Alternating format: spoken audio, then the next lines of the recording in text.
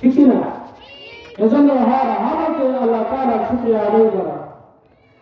আল্লাহ তাআলা যে এত সুন্দর একটা দুনিয়া বানালেন, এই দুনিয়া বানানোর জন্য একটা আল্লাহ তাআলা দুনিয়ার জমিনকে যখন সৃষ্টি করলেন তার একটা উদ্দেশ্য আছে না? আল্লাহ তাআলা এত সুন্দর একটা দুনিয়া বানালেন, আল্লাহ তাআলা এত সুন্দর আসমান, এত সুন্দর জমিন বানালেন। আল্লাহ তাআলা বলতেছেন দুনিয়ার জমিনে যতগুলো মানুষ সৃষ্টি করেছি, সূরাতুল জারিয়াতের মধ্যে বলতেছেন ওয়া খালাকাতুল জিন্না ওয়াল ইনসা ইল্লা লিয়াবুদুন। আল্লাহু আকবার বলেন। দুজনকে ধরবা সামনে। আল্লাহ তাআলা বলতেছেন দুনিয়ার জমিনে যত জাতি আমি প্রেরণ করেছি, একটা হচ্ছে জিন আর একটা ইনসান। একটি জিন আর একটা কি ইনসান। জিন জাতিকে দেখা যায় না, জিনকে কি দেখা যায়? মানুষগুলোকে দেখা যায়, কিন্তু জিনেরাও ভালো মন্দ কাজ করে, কেউ আল্লাহ তাআলার ইবাদত করে, কেউ শয়তানি করে, কিন্তু জিনদেরও বিচার হবে, মানুষেরও বিচার হবে। আল্লাহ তাআলা দুনিয়ার জমিনে জিন আর মানুষকে সৃষ্টি করেছেন কেবলমাত্র তার ইবাদত বন্দেগী করার জন্য। দুনিয়ার জমিনে এসে দুনিয়ার মৌলে পড়ে আমরা মালিককে গিয়েছি ভুলে। টাকার পিছনে ছুটতে ছুটতে মানুষ দুনিয়া কারণ করতেছে, কিন্তু আখিরাতকে ভুলে গিয়েছেন, ঠিক না? মানুষ বলে সমস্ত কিছু হইতেছে টাকা, টাকা ছাড়া কিছু হয় না, মানুষ এটা ভাবে। আমি বলি না, মানুষ দা নাথিং, মানুষ the not power, all power of almighty আল্লাহ। সমস্ত পাওয়ার কার? আরো ধরে সমস্ত পাওয়ার কার? সে আল্লাহ তাআলা দুনিয়াটাকে সৃষ্টি করলেন, আখিরাত সৃষ্টি করলেন। দুনিয়া আর আখিরাতের মধ্যে একটি জায়গা আছে, সেই জায়গাটা হচ্ছে মানুষের পরীক্ষা। মানুষের কি পরীক্ষা? দুনিয়ার জমিন থেকে আখিরাতের জন্য আখিরাত কামাই করা, দুনিয়াকে ভুলে যাওয়া। আল্লাহ রাসূলের হাদিস قال النبي صلى الله عليه وسلم حب الدنيا رأس كل خطيئة। দুনিয়ার মহব্বত সমস্ত গুনাহের মূল, ঠিক না? এই যে তোমাদের কেমন করে গেছে, তোমরা এই হাদিস পড়ছো, তা এই জন্য আল্লাহ রাসূলের হাদিস, দুনিয়াটাকে আমরা আঁকড়ে ধরেছি, আখিরাত ভুলে গিয়েছি। এই দুনিয়াটা হইতেছে সমস্ত গুনাহের মূল। দুনিয়া করে আখিরাতকে গিয়েছি ভুলে। এজন্য সব সময় আল্লাহ তাআলার ইবাদত করা। এই দুনিয়া একদিন থাকবে না। দুনিয়া থাকবে? আল্লাহ তাআলা দুনিয়াটাকে একদিন ধ্বংস করে দেবে। আল্লাহ তাআলা কোরআনের কারিমের মধ্যে 146 সূরা নাযিল করলেন। কয়টি? 140। দুনিয়ার জমিনে আল্লাহ তাআলা কোরআনুল কারীম গুড অফ লাইফ হিসেবে আল্লাহ তাআলা দিলেন। Islam is not a religion but also complete code of life. পূর্ণাঙ্গ একটি ইসলাম আপনাকে দান করলেন। শুধু তাই নয়, গুড অফ লাইফ হিসেবে কোরআনুল কারীম দিলেন। আল্লাহ তাআলা কোরআনুল কারীমের মধ্যে 114টি সূরা নাযিল করলেন। তার মধ্যে সূরাতুল আল-কারিয়া হইতেছে 101 নম্বর সূরা। কত নম্বর সূরা? 101। আমি যখন কথা বলবো আমার উত্তর দিতে হবে। আল-কারিয়া কত নম্বর সূরা? 101 নম্বর সূরা। এটা কোরআনুল কারীমের মধ্যে 30 নম্বর পারা আছে। কত নম্বর পারা? 30 নম্বর পারার মধ্যে আল্লাহ তাআলা বলতেছেন আল-কারিয়াতু মাল-কারিয়া। আল-কারিয়া কিতাবের মধ্যে আছে আল-কারিয়া তাফসীর, মহা দুর্যোগ, মহা প্রলয়, বিকট আওয়াজ, মহা ধ্বংসলীলা। আল-কারিয়াতু মাল-কারিয়া। আল্লাহ তাআলা এখানে 3 বার আল-কারিয়া বলেছেন। মানুষগুলোকে এই মেসেজ দিয়ে দিয়েছেন যে এত সুন্দর দুনিয়া সৃষ্টি করলাম, একদিন এই দুনিয়া থাকবে না, এই দুনিয়া একদিন ধ্বংস হয়ে যাবে, মানুষগুলো সেই দিন হাহাকার করবে। আল্লাহ তাআলা বলেছেন আল-কারিয়া, মহাপ্রলয়। সেই মহাপ্রলয়টা কি? সমস্ত পৃথিবীটা সেই দিন বিক্ষিপ্ত হয়ে পড়বে, সমস্ত পৃথিবীটা সেই দিন ধ্বংস হয়ে যাবে। আল-কারিয়া কি সেই মহাপ্রলয়? যার স্ট্রেইন ক্যালামিটি। পরবর্তী আয়াতের মধ্যে বলতেছে আল-কারিয়া, হোয়াট দ্য স্টিকিং কালামাটি কি সেই মহাদুর্যোগ, সে দুর্যোগটা কি? পরবর্তী আয়াতে আল্লাহ তাআলা বলেছেন ওয়ামা আদরাকা মাল কারিআ, তুমি কি জানো যে সে মহা দুর্যোগটা কি? এখানে আল্লাহ তাআলা বলেছেন ওয়ামা আদরাকা মাল কারিআ, তুমি কি জানো সে মহা দুর্যোগটা কি? And what can make you know what is the striking calamity? তুমি কি জানো সেটা কি? আল্লাহ তাআলা বলেছেন ইয়াওমা ইয়াকুনুন নাসু কাল ফারাশিল মাবসুস, ইয়াওমা ইয়াকুনুন নাস, মানুষগুলো কাল ফারাশিল মাবসুস, মানুষগুলো সেদিন এমন বিপর্যয়মূলক সেদিন হবে, মানুষগুলো পতঙ্গের মতো ইতস্তত বিক্ষিপ্ত হয়ে পড়বে। আল্লাহর যেদিন শুরু হয়ে যাবে, মানুষগুলো এক জায়গা থেকে আরেক জায়গায় পতঙ্গের মতো ছিটকে পড়বে। সেদিন মানুষ বলবে আজ কি হচ্ছে, আমরা যে দুনিয়াদারিত্ব করতাম আজকে কেন অন্যরকম হচ্ছে, পৃথিবীটা এমন করছে কেন? আল্লাহ তাআলা বলতেছেন সেদিন এমন এক আওয়াজ হবে, বিকট আওয়াজ, যে আওয়াজের কারণে মানুষের কানের পর্দা ফেটে যাবে, মানুষের কানের পর্দা দিয়ে রক্ত প্রবাহিত হবে, মানুষের কানের পর্দা ফেটে বিক্ষিপ্ত হয়ে যাবে। It is the day when people will be like moths dispersed, সেদিন মানুষগুলো বিক্ষিপ্ত হয়ে পড়বে। আল্লাহ তাআলা বলতেছেন وَتَكُونُ الْجِبَالُ كَالْعِهْنِ الْمَنفُوشِ, وَتَكُونُ الْجِبَالُ, পাহাড়গুলো كَالْعِهْنِ الْمَنفُوشِ, পাহাড়গুলো সেদিন রঙে রঙের ধুলা তুলার মতো হবে। আজকে দেখবেন আপনারা অনেক মানুষ লেপট ওষুধ ব্যবহার করে কি করে না, বালিশ ব্যবহার করে কি করে না, দেখবেন অনেক দিন ধরে যেটা ব্যবহারকৃত হয়ে যায়, তুলাগুলো এক জায়গায় চেপে যায়, তখন এই তুলাগুলোকে পূর্বের ন্যায় করার জন্য রোদ্রে দিয়ে লাঠি দিয়ে বাড়ি দেয়। কি দিয়ে বাড়ি দেয়? বাড়ি দিলে কি হয়, তুলাগুলো আবার আগের মতো তুলে যায়। যে বাড়ি দেওয়ার পরে দেখবেন একগুলো পাশে মরে, কি হয়ে একগুলো পাশে মরে, সেই পশমগুলো তুলার মতো উঠতে থাকে। সেদিন আল-কারিয়া শুরু হয়ে যাবে, পাহাড়গুলোকে আল্লাহ তাআলা এরকম তুলার মতো উঠাবে। পাহাড়গুলো সেদিন কি হবে? তুলার মতো আল্লাহ তাআলা উড়িয়ে দেবে। আজকে এই মাউন্টেন্স গুলো সমস্ত পৃথিবীটাকে কভার করে রাখছে। এই মাউন্টেন্স গুলো পাহাড় হিসেবে আল্লাহ তাআলা রাখছেন, সমস্ত পৃথিবীটাকে যেন প্রোটেকশন দিতে পারে। কি দিতে পারে? আমরা দেখবেন একটা খাট কিংবা কোনো চৌকি অথবা একটা টেবিল বানায়, দেখবেন একদিকে যদি বড় হয় আর একদিকে ছোট হয়, একটু উঁচা নামা করে, মানে কি এক জায়গায় মেজারমেন্ট হয় না, বসে থাকে না। তখন কি করতে হয়, একটা কাঠের একটা টুকরা দিয়ে সেটাকে ঢোকা দিতে হয়। কেন? যেন সেটা আর ব্যালেন্সটা ডিসব্যালেন্স না হয়। ব্যালেন্সটা কি না হয়? ডিসব্যালেন্স না হয়, এই জন্য একটা ঢোকা দিতে হয়। ঠিক আল্লাহ তাআলা যখন দুনিয়াকে সৃষ্টি করলেন, সমস্ত পৃথিবীটাকে আল্লাহ তাআলা পাহাড় দিয়ে ব্যালেন্স করে রাখেন। বলুন সুবহানাল্লাহ।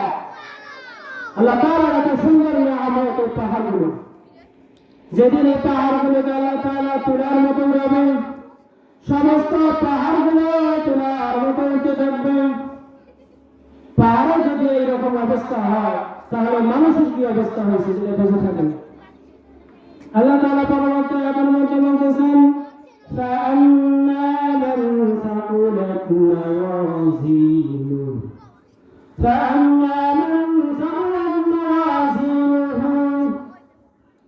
فَأَمَّا مَنْ ثَقُلَتْ مَوَازِينُهُ অতঃপর যার ওজনের পাল্লা সেদিন ভারী হবে। وَأَمَّا مَنْ خَفَّتْ مَوَازِينُهُ فَأَمَّا مَنْ ثَقُلَتْ مَوَازِينُهُ ثَقُلَتْ শব্দের ওজন।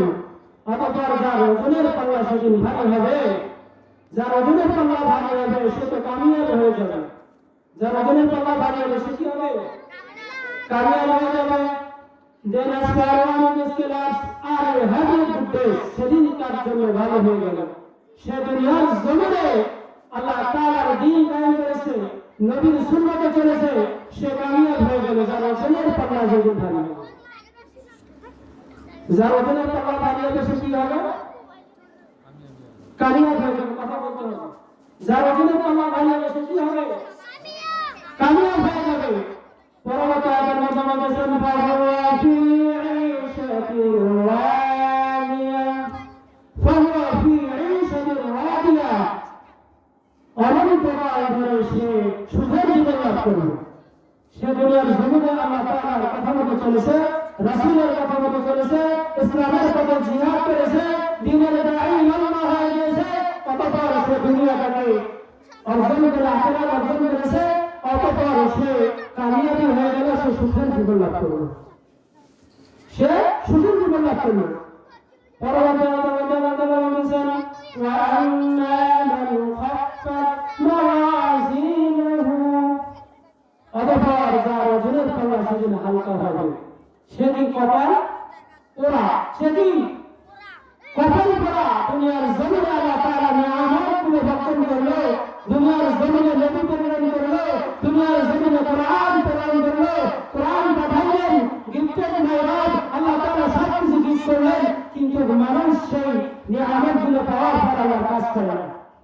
আচ্ছা, আপনাদের কাছে একটা প্রশ্ন রাখি, যদি আপনি বাসায় একজন কাজের লোক রাখেন, এদিকে কি বলা হয় কান্না বা মিস্ত্রি যেটা রাখেন, সে যদি সকাল থেকে সন্ধ্যা পর্যন্ত আপনার বাসায় থাকে, সে যদি কোনো কাজ না করে, আপনি কি তাকে মজুরি দেবেন?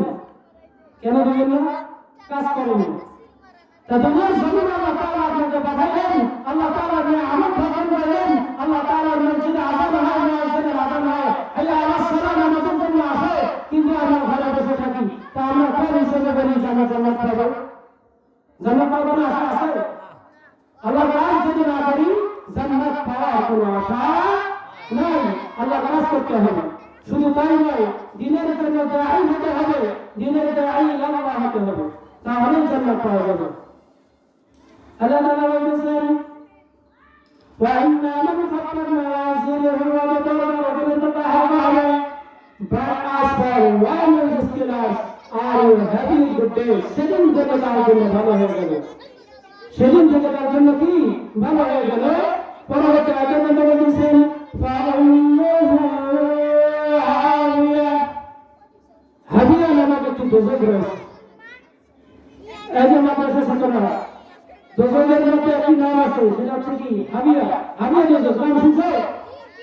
এই হাবিয়া দোজখের কথা আল্লাহ তাআলা আল কোরআনের মধ্যে বলতেছেন ফাউম্মুহু হাবিয়া, হাবিয়া দোজখ হবে তার ঠিকানা। তার ঠিকানা কি হবে? হাবিয়া নামক দোজখ। কেন হাবিয়া দোজখ ঠিক হবে? তার দুনিয়ার জমিনে ভালো কাজ করতে পারেনি, তার আমলনামা হালকা হয়ে গিয়েছে, মিজানের পাল্লা হালকা হয়ে গিয়েছে, এজন্য আল্লাহ তাআলা তাকে হাবিয়া নামক দোজখ দিবে। His refuse will be erased, তার জন্য ঠিকানা হচ্ছে হাবিয়া।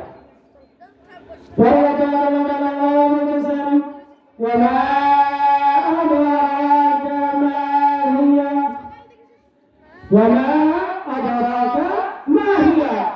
হিয়া শব্দটা আরবি গ্রামারে বলে হিয়া, উহা বা সেটি বা ওই দিকে লিখ করে। মা হিয়া সেটা কি তুমি কি জানো? সেটা কি হাবিয়া দোজখটা কি সেটা কি তুমি জানো? His refuse will be erased, হাবিয়া দোজখ হবে তার ঠিকানা। হাবিয়া দোজখ হবে কি তার ঠিকানা। ওয়া মা আদরাকা মা হিয়া ওয়া মা আদরাকা মা হিয়া, তুমি কি জানো সে হাবিয়া দোজখটি কি? তুমি জানো সেটা কি? আল্লাহ তাআলা বলেছেন and what can make you what that is, তুমি জানো সেটা কি? সেটা হচ্ছে পরবর্তী আয়াতে আল্লাহ বলেছেন নারুন হামিয়া। নার শব্দের অর্থ কি? আগুন। নার শব্দের অর্থ কি? আগুন। আল্লাহ তাআলা এই হাবিয়া দোজখটাকে এতটাই বিক্ষিপ্ত, এতটাই বড় করেছেন, তা হচ্ছে প্রচলিত আগুনের একটি বিশাল কুণ্ডলী, আগুনের একটি বিশাল কুণ্ডলী, যার মধ্যে কয়েকশো বা হাজার বছর ধরে আল্লাহ তাআলা আগুনটাকে পুড়াইছেন। সে হাবিয়া দোজখটা এমন ভাবে মানুষের কলিজাটা পুড়ে যাবে। হাবিয়া দোজখে যার ঠিকানা হবে সে কি ওই দোজখে যাওয়ার সময় সর্বপ্রথম তার কলিজাটা পুড়ে ছারখার হয়ে যাবে। সে হাবিয়া দোজখে যাওয়াটা কঠিন। It is a fire interest you have. সেটা কি গরম, এতটাই গরম যে সর্বপ্রথম মানুষের কলিজাকে ভেদ করে দেবে। তাই এই সূরাতুল আল-কারিয়ার মধ্যে আমরা যেটা বুঝতে পারলাম, আল্লাহ তাআলা যে দুনিয়াটাকে একদিন ধ্বংস করে দিবে, তার সেই সমস্ত সব আল্লাহ তাআলা আল-কারিয়ার মধ্যে জানিয়ে দিয়েছেন। আল-কারিয়া আল্লাহ তাআলা মানুষকে বলতেছেন যে এত সুন্দর পৃথিবীটাকে আমি বানাইলাম, এটা আবার একদিন আমি ধ্বংস করে দেব। আল্লাহ তাআলা কি করে দেবেন? ধ্বংস করে দেবেন। এই পৃথিবীটাকে মানুষ পাওয়ার পর নিজেরা পৃথিবী টাকা পয়সা এগুলো নিয়ে ব্যস্ত।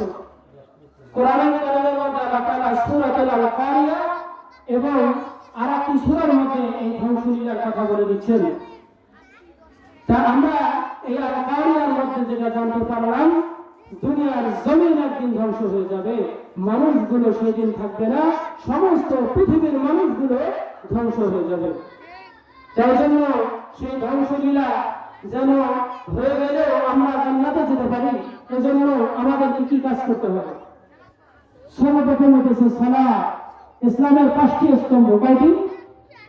5টি।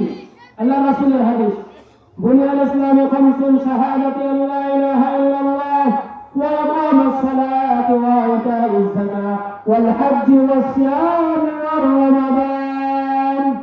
খামসুন শব্দের অর্থ আরবিতে 5। খামসুন শব্দের অর্থ কি? 5।